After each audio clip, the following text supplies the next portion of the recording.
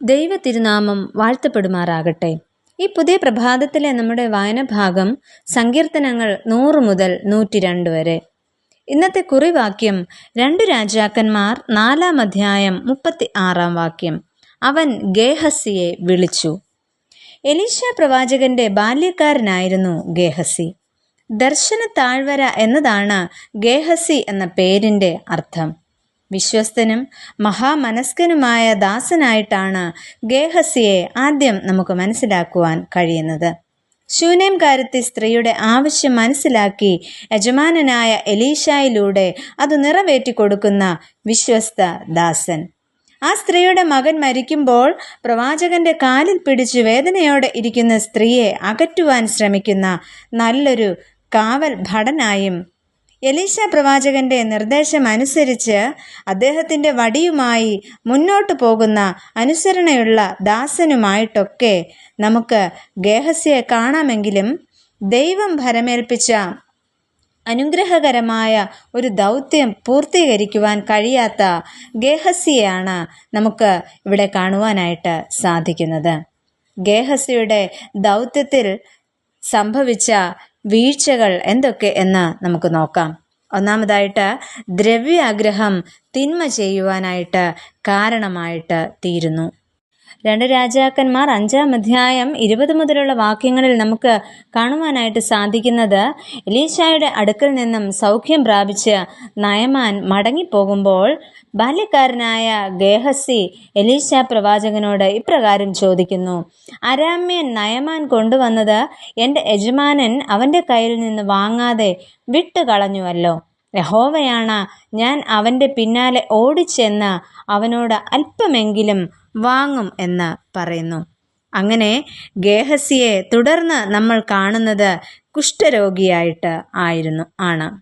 ഏലിയാവിൻ്റെ പിൻഗാമിയാകുവാൻ ഏലിശായ്ക്ക് സാധിച്ചു.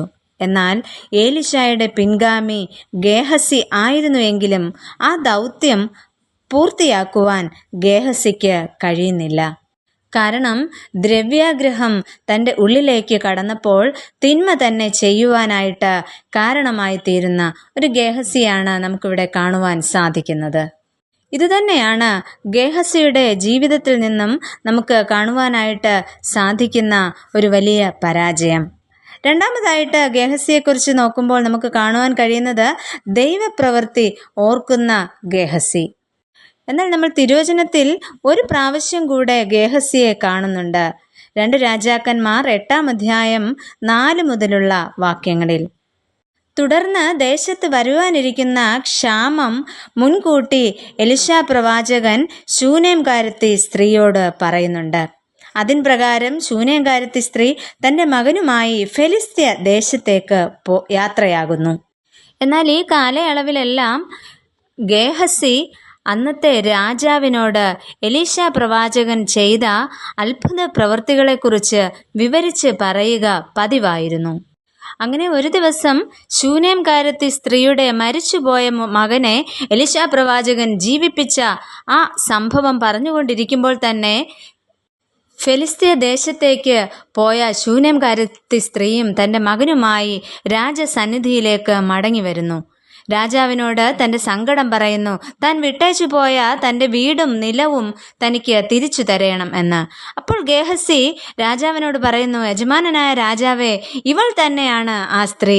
എലീശ ജീവിപ്പിച്ചു കൊടുത്ത മകൻ ഇവൻ തന്നെ എന്ന് പറഞ്ഞു. അങ്ങനെ ഗേഹസിയിൽ നിന്നും ഉറപ്പ് ലഭിച്ച രാജാവ് ആ സ്ത്രീയുടെ സ്ഥലവും വീടും എല്ലാം അവൾക്ക് മടക്കി നൽകുന്നതായിട്ട് നമുക്ക് കാണുവാനായിട്ട് സാധിക്കുന്നു. പ്രിയമുള്ളവരെ, ദൈവം ചെയ്യുന്ന നന്മകളെക്കുറിച്ച് എപ്പോഴും ബോധമുള്ളവരാകുവാനും ദ്രവ്യാഗ്രഹത്തിൽ നിന്നും ഒഴിഞ്ഞിരിപ്പാനും നമുക്ക് ശ്രമിക്കാം. നമുക്ക് പ്രാർത്ഥിക്കാം. പ്രിയ കർത്താവേ, ജീവിക്കുവാൻ ഞങ്ങൾക്ക് ധനം ആവശ്യമാണ്.